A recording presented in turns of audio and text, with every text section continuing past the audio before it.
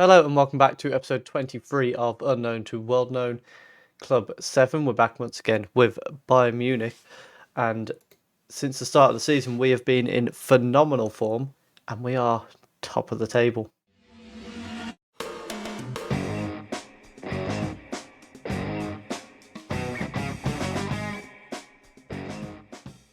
So as mentioned, we have been in brilliant form since the start of the season. We followed up the last episode by beating Mainz 2-1, Stuttgart 3-0. We then drew disappointingly to Club Brugge in the Champions League, but we then beat Wolfsburg 1-0 and Augsburg 1-0.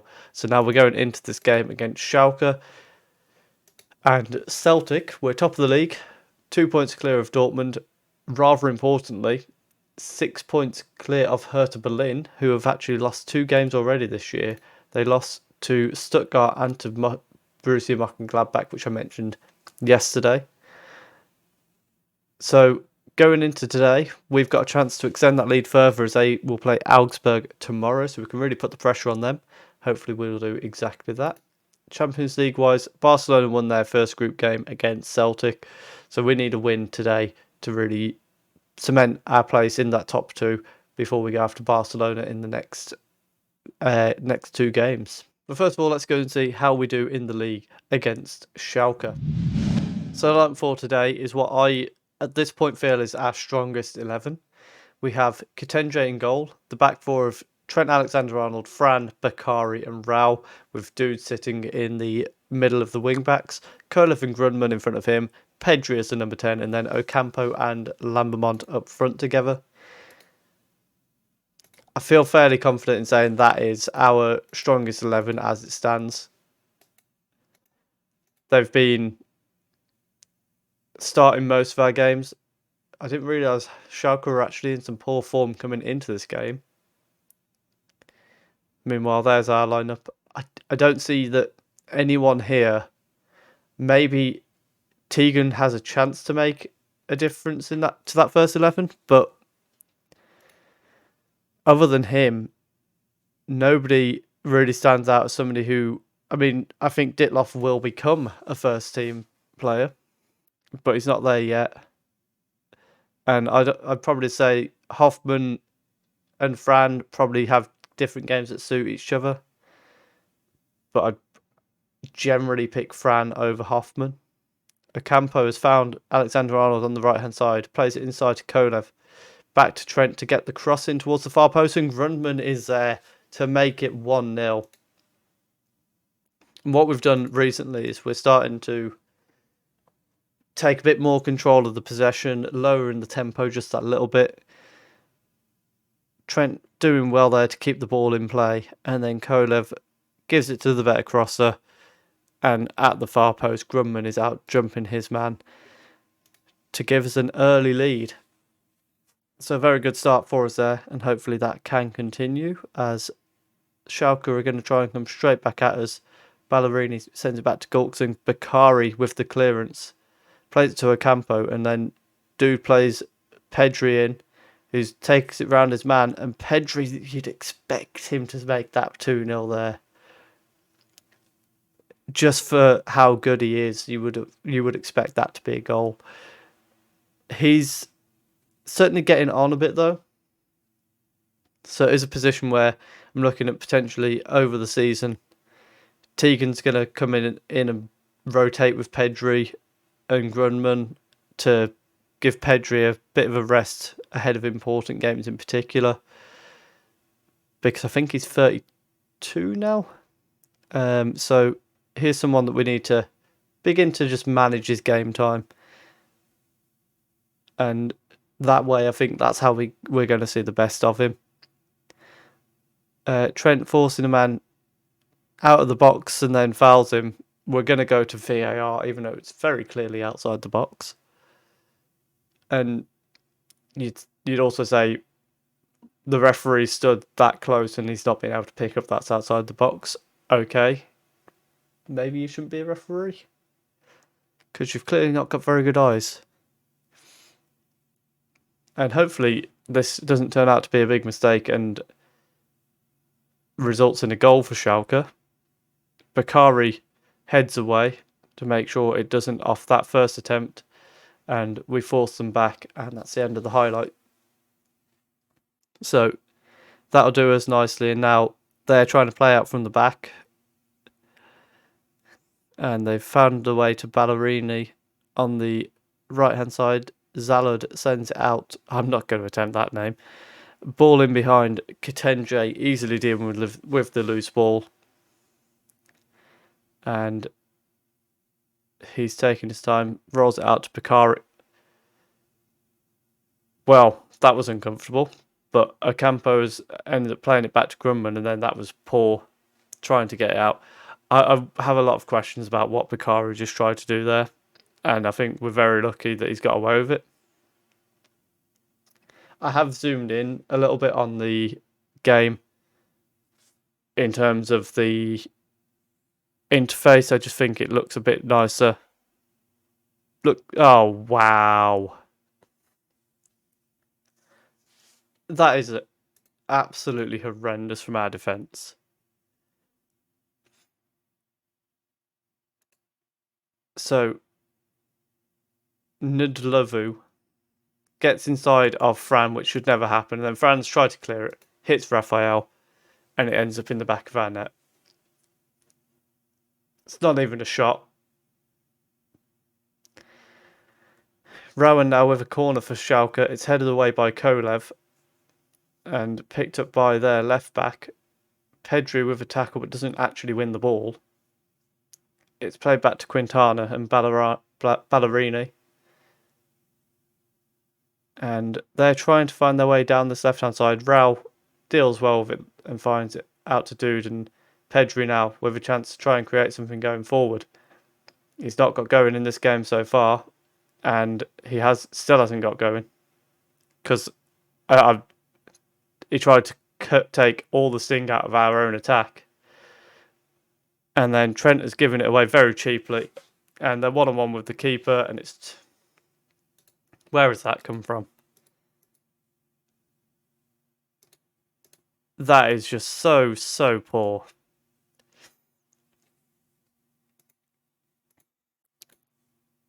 I don't even understand how that's happened. It's all come from Pedri deciding to take the sting out of our own attack, and then Trent just booting it to their left back and not bothering to follow his man, and then Zalud ends up 1-on-1 with the goalkeeper, and it's easy for him. Can I blame anyone for that goal? It doesn't appear I can, which is a bit annoying.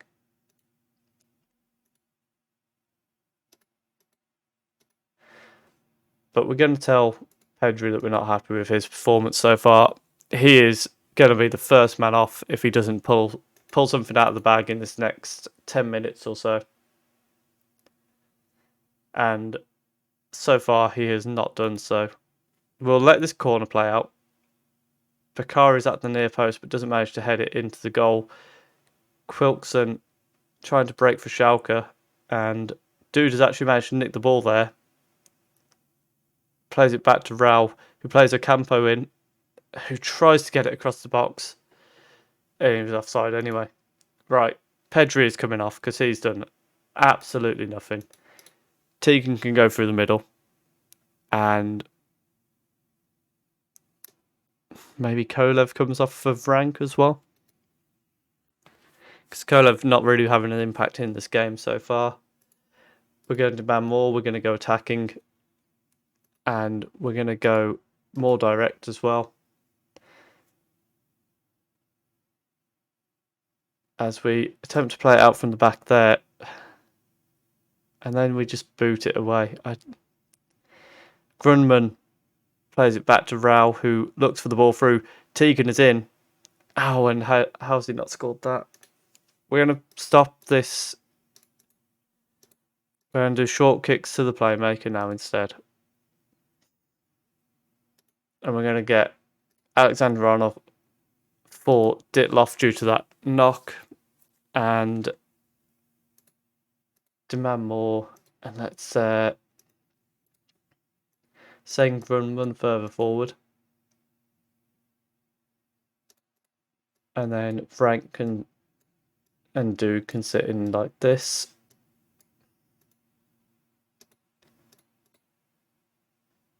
He can even be a Mazzala to try and help going forward. Because we need to do something to get back in this game, and it's just not going to happen.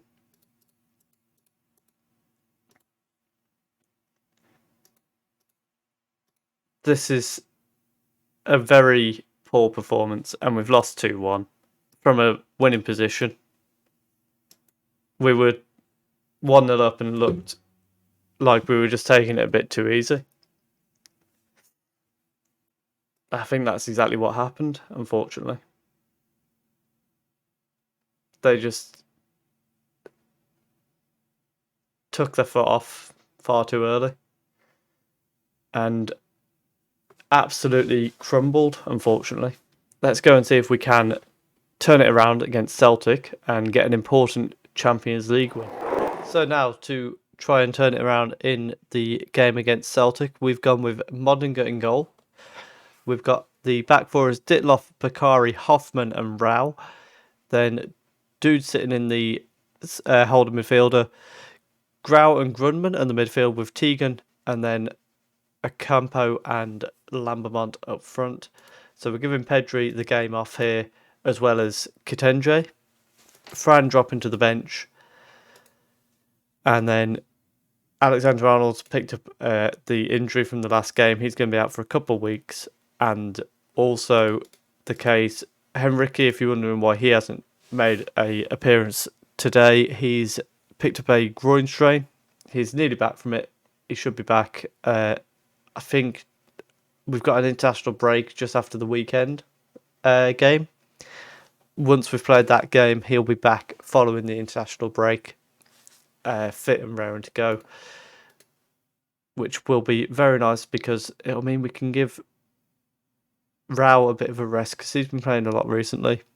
And of course, Henrik is actually better than him at left wing back as well. So, not that Rao's bad, but you know, you always want your best players available. Grunman with a chance to break here, plays it through for Lambermont, who's one-on-one with the final defender, but shoots and hits the side netting. It was well covered by Samake there. Credit where it's due. He closed down the angle and forced Lambermont into the shot early.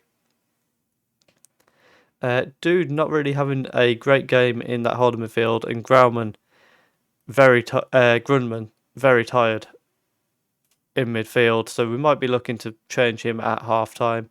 Ocampo trying to bring the ball out from deep, plays it out to Rao, and then it goes inside to Grunman. Ocampo now lays it off to Grau, who his deflected shot came through for Grunman, who really should be doing better with that chance than he did. And now the long ball forward from Celtic. Ditloff has been outfought there a little bit, but he wins the ball back, plays the long ball for Lambermont, who needs support in the box, and he gets tackled, but the support just wasn't there. Rao plays it to Grunman. Grau plays Lambermont in, who finds Tegan, goes out to the right-hand side with Ditloff, who drills it across the box, and it's more of hit Samake and ended up in the net.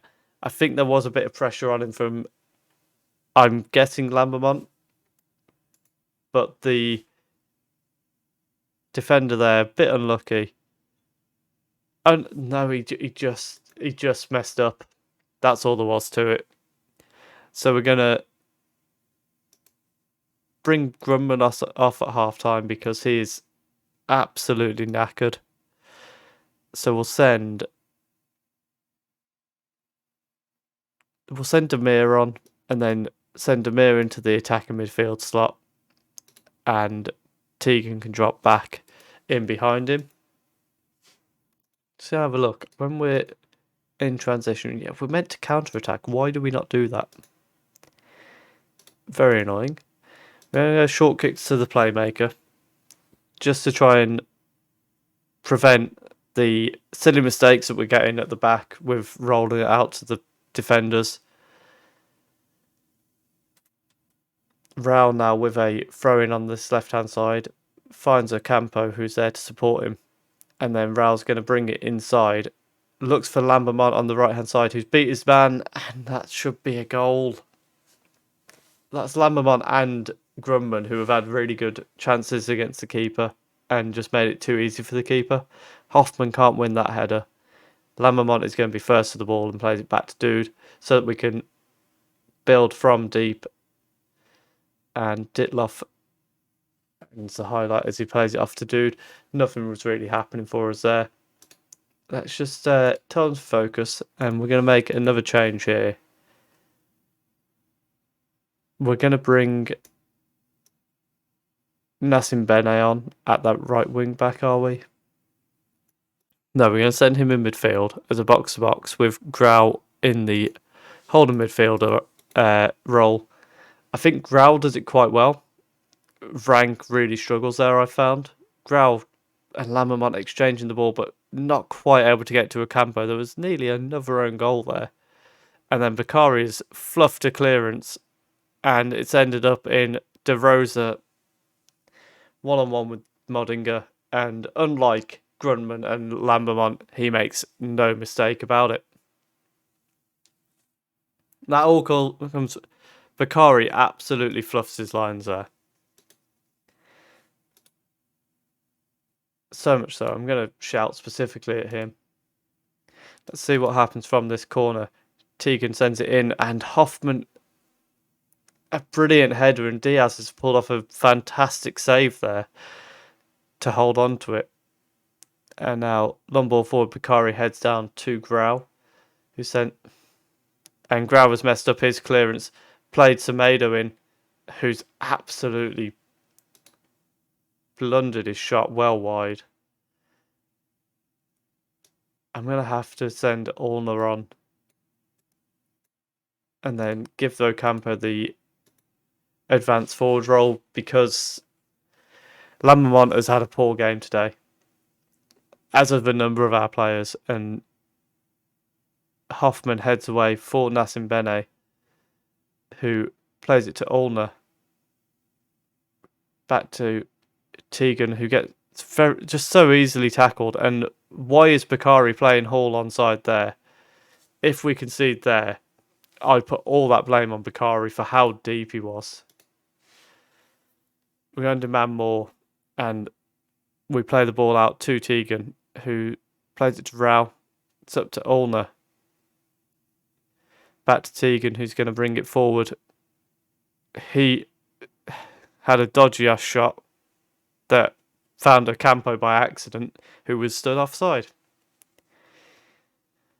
Nassim Bene intercepts the ball and takes it down his preferred right-hand side. Plays it inside to Grau. It's back out to Ditloff, who crosses it in.